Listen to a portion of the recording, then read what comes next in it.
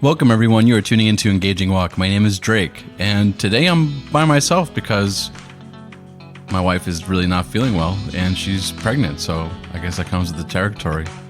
Especially with, the winter and all that kind of stuff. But she's here. She's with me. She's in good health. She's just not feeling her best, so instead of letting you guys go a whole week without a new Engaging Walk episode, we decided that I could just do one and do a different topic than the one that we were going to be doing. So today I'm going to talk about fatherhood and the role that men can play and do play in the family. So on Friday, we'll air the episode that we were going to air yesterday, but that will be coming out on Friday. So stay tuned for that. So today's topic is going to be fathers, fatherhood, and the role that men play in the family. And as you might expect, it's a really, really important role. Before we get into that, I want to thank everybody. We have a lot of new listeners, a lot of people that are just tuning in for the first time. We got some folks from the Midwest, some folks from the absolute breadbasket of America. So thank you guys for tuning in. We got some folks from Europe tuning in.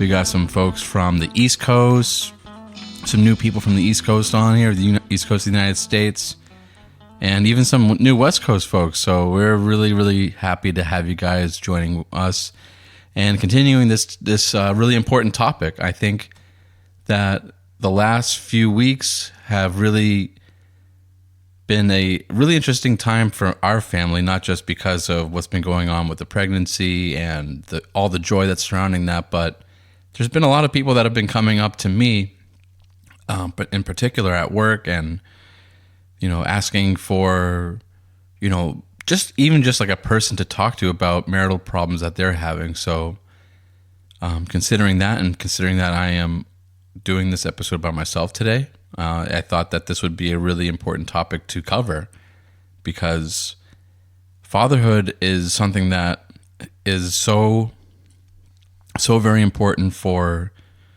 everyone, to have that male influence in their life, a very positive male role model for men and for young women and for young men and boys and girls growing up. And I think, for me, I didn't really have that because my parents split when I was young. And I sought that out, luckily, through other people that were in my life. I had uncles, my grandfather, really positive role models. And that's been something that idea has been on my mind lately with, our daughter being due very soon. So that's something that is so very, very important. And especially when we look at today's world, where the role of men and I think the role of women is so much in flux. So much of it is absolutely in flux right now, where the role of the role that men and women play in the family, and this isn't just going to be your stereotypical traditional roles all the time. But it is important, nevertheless, to have a sense of belonging and a sense of commitment to the family. And men and women express that differently, especially when children get involved or children are involved in the family.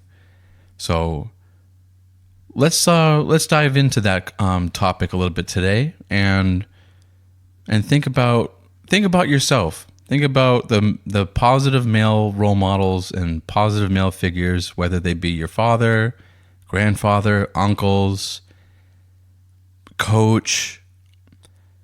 In a lot of ways, also from a religious aspect, we can always look to the Lord for a person that is like the ultimate father, the father of everything, the father of creation, the father of all of us, and the role and the guidance that the Father gives to us.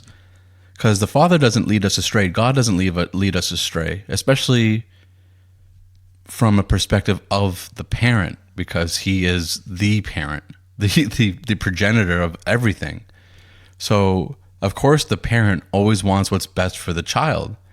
It just manifests when we get down to the human level, that manifests itself in different ways. So there's all sorts of obstacles, there's all sorts of ego and mental blocks and things that we can't let go of in our own personal life that can get in the way. So we want to talk about that. We want to talk about what sorts of things have happened in our, because a lot of the times what we have to also do, and something that my wife and I talk about a lot, is breaking down our own childhood, our own upbringing, and taking from that what we want and that we think is beneficial, and having those conversations, and stripping away the things that we think is, hey, that's not going to be helpful. And I remember this came up when we were having a discussion with another couple, and their child kept like intervening and being like, now, mind you, this child was not at all interested in what his or her mother was talking about until the mother was starting to talk to my wife. And at that point, the child started to really get into the conversation and butting in and, trying to take the conversation and interrupting and moving the focus away from what the mother and my wife were talking about. And it took me back to my childhood because children weren't allowed to do that when I was growing up. If the adults were talking, and of course children would want to get into the conversation and would try. Like I would try it all the time, my brother would try it, but either my mom or my dad or grandparents or aunts, uncles, whoever would shut that down and be like, hey, the grown-ups are talking, go do kid stuff, go play and go do other things, get away. Sometimes they would be nice about it, sometimes they wouldn't be nice about it. So when we got back home, I talked to my wife and I was like, hey, I didn't really ever realize like how annoying that can be. And it was, it's glaringly obvious when you're an adult, like, hey, that child was really only doing that to just get attention. They didn't really have an interest in the conversation. Well, maybe they did, but the interest was more primarily on, getting the attention from their parent. And my wife was like, yeah, that's something that, we're going to have to take note of when we, when our child is that age, that we want to teach them manners, that they don't interrupt adults, that they, wait their turn and all that. But if they do have questions and they do have things that are relevant to the conversation, that they can either write down or take note of their ideas or their questions, and then wait for an appropriate time to come in to ask those questions and to get clarity on, topics that we were talking about. And I really appreciated her for that, because we came to an agreement and foreshadowing and, forecasting like what we would do in that scenario. And especially with a little one on the way, it's like these scenarios just like keep popping up in my mind. And we've been having these conversations more and more. And it's been making me think a lot about fatherhood and the role that the role that the dad plays in the relationship, in the family dynamic. Now, this goes from like the husband and wife, because of course that is a family unit, but this expands and becomes more dynamic once children come into the family. And this plays a part even from like the pregnancy onward. What role does dad play in the pregnancy? Well,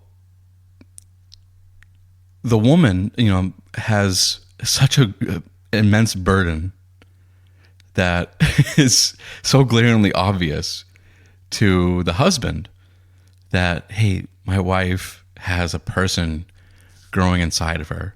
I don't know what that's like. I will never know what that's like. But I still have a role, and my role is to make sure that both of them are taken care of, that both of them are secure, that they're both comfortable, that my wife is carrying this little person and her body is like this kitchen that is cooking, constantly cooking. And it just becomes so real once the baby starts moving and the baby's kicking. But even during, and then there's so much research that you have to do. And a lot of the times I just wonder, like, how did our parents do it? How did our grandparents do it? I mean, everything at that point was just like tribal knowledge. If they could get their hands on a good book, like that was pretty much it. But everything was tribal knowledge and just books that they could read. And how do they know if the information that they were getting was reliable? I mean, now we have so many different sources that we can go to, and you can sort of get a collective idea of like, hey, this is the right way to do things, or this is the right, answer to this question that we have about, pregnancy and then upbringing and all these, and parenting and fatherhood and motherhood and all these things. So again, what role does the father play in all that? Because the mother has such an immense role during this, like the pregnancy stage and afterwards, once the baby is born of breastfeeding, and there's the demands go up, they don't go down, and the demands keep going up. And it reminds me a lot about, actually, like this, I wish I could pull it up. I'm just going to go off of memory. But there's a quote in the Bible where I'm going to be paraphrasing because, again, I'm going from memory, where Jesus says something to the effect of, in order to follow me, you have to pick up your cross. And the cross, of course, symbolizes death. And I'm not trying to be dramatic, but what I'm trying to get to is that there's the death of the death is not to be taken lightly. That there's so many things that you, as your individual self, want to do, and God comes into the picture and says, "Hey, those things aren't important. Those are things that you want to do. They're not things that I want you to do. So pick up your cross and follow what I want you to do." And whether you're Christian or you're not, there's a lot of power in that. There's a lot of power in forsaking those little pleasures, those fleeting moments, and giving yourself into something that is more grounded, something that is more substantial, and something that requires sacrifice. Because ultimately, that's what that's talking about, is going towards an area of sacrifice and putting aside the things that are just your fleeting, almost like affinities would be a good word for it. Where, and it also reminds me of this quote from John Lennon where he said, "Time that you enjoy wasting isn't wasted time." And when I was younger, I always thought like there was a lot of wisdom to that. It's like, oh yeah, it's, but now I kind of think of it more as just an excuse to being lazy. And that sort of fits. I mean, although John Lennon was such a prolific songwriter, I'm not accusing him of being lazy, but certainly that mindset is, the older I get, the more I think about it, is there's actually a lot of guilt associated with time that you waste, and that you wasted it. But as the demands of fatherhood and being a good husband, all of these demands show up, you have to show up, and you have to show up in a way that, especially as a man, that requires you to put aside things that you want to do for things that you have to do. And that's just life. But what I'm trying to stress is that this becomes so much greater with the extra responsibilities. And I think that in modern society, the way that, especially in the West, is for a generation or so, these instincts have been demonized. And men have been de-incentivized in pursuing these loftier ideas and these this mission of providing and taking care of a family and fulfilling that role under what they call a lot of times of toxic masculinity. And although I can see how in certain instances it could, become that, especially so like being so overbearing, but nevertheless, there's still quite a bit of intention that is required in order to raise and to be part of a healthy family. It's constant intention. And to belittle that and to incentivize men to just, or, to provide that incentivization to just not be part of the family and to not desire that and to not build on their careers and their dreams and bring their family into the fold of their dreams and their career and their desires. And that's where all those things meet together and create such a profound existence and such a profound impact on your family. I think, and that's, I'm not speaking from total experience because I've only been married for about a year now. And so many of these things are still new, but like I said, I've been processing them and sort of seeing like where this road goes. And especially when all of this is so new and having few role models, especially, with in the case of like with myself, where like my father wasn't really in the picture. But there's so many, like I was just saying, there's so many examples, and like the example that you can point to that can really, really help. And there was a book that I was reading lately called, I think it was like called "The Key to the Man's Heart" or "Wild at Heart." I don't remember the author, but he wrote a really great book, and he really gets into the heart of the man, and he talks quite a bit about that concept of the death of yourself, like your selfish self, and pursuing the self that God has in mind for you. Really, really important topic. I highly recommend reading the book and getting a greater understanding, the one that I can provide. But that's from my point of view of what he was talking about.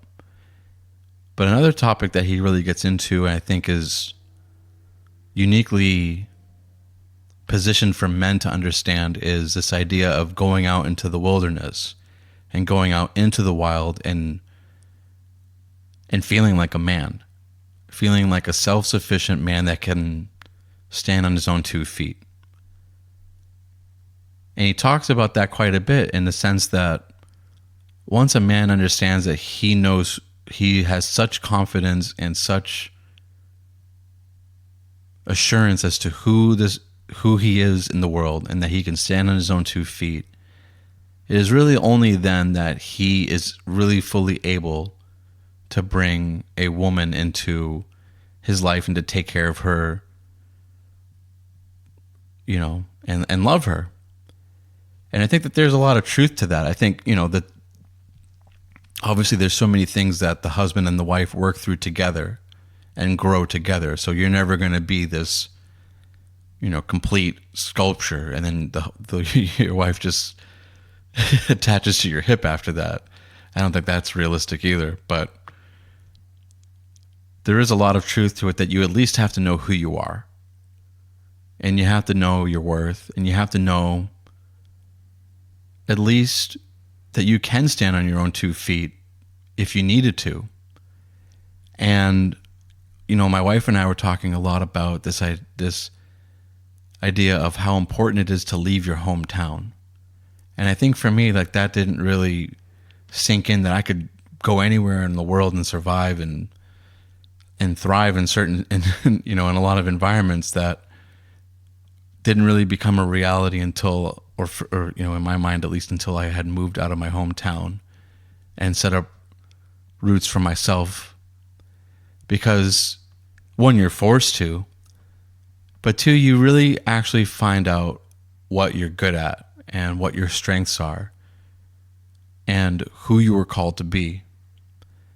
And the other thing is that I'll get into explaining that a little bit more, but the third thing is that you start to develop such a unique independence from that experience. It's such a unique independence. And then the other thing is when you're at home with all these people that are around you and then that are family, one, like their vision of who you were can stifle who you can become. They don't really mean to do it, but that is what in fact happens. But more importantly, the people that are around you, all of those surroundings are normal. And once you move out and you go out on your own, you realize like, oh, that was normal there with those people, but it's not normal everywhere. And these are the things that I'm really, really good at. So again, how does this all pertain to fatherhood? Well, going through all these life experiences, going through all of these trials and tribulations that God puts in front of us so that we can know who we are as men is really, really important to our identity. And that is what your family, your wife, and then your children are going to really come to rely upon, is all of these levels of effectiveness that you have to display and you have to come to terms with, because you're going to, just like your wife, your wife is going to have a certain role and things that she's going to contribute to the family. And you as the husband are going to be doing the same. You're not just going to be along for the ride. That's just basic teamwork. And that is what the family is. It's basic but profound teamwork. So I think I'll leave it at that. That's really all I have to say about the topic. But I also want to thank you guys so much for the love and support that we've had on the Yosemite and Sequoia trips that we did. The California road trip was really, really successful. It took a long time. I would say like about 2 months for me to make that video, doing all the editing. I even wrote some new songs for the video. And really thank you guys for all the people that have watched. And if you haven't seen it yet, go check it out on YouTube. You can type in Engaging Walk, subscribe to our YouTube channel. It's growing, and we're really, really happy for all the growth that we've been blessed to be experiencing right now. And so we'll be coming out with a new episode on Friday. Take a look out for that. And that one's going to be about the holiday season. And hopefully we can get Ruby to talk about her perspective on motherhood and all that when she's feeling up to it. But yeah, stay tuned for that. We love you guys. Thank you guys so much for tuning in to Engaging Walk. Give us a like, a follow, subscribe, all that. You can also find us on Facebook and Instagram. If you type in Engaging Walk or Engaging Walk Podcast, we should be pretty easy to find. And if you ever need help with links, or if you please share us with your friends and family, you can always find more information at www.engagingwalk.com. All right, so with that, I am Drake, and my wife Ruby is over here. She loves you guys too, and thank you guys so much for tuning in. With that, we are Drake and Ruby for Engaging Walk, and we are signing out. Bye-bye.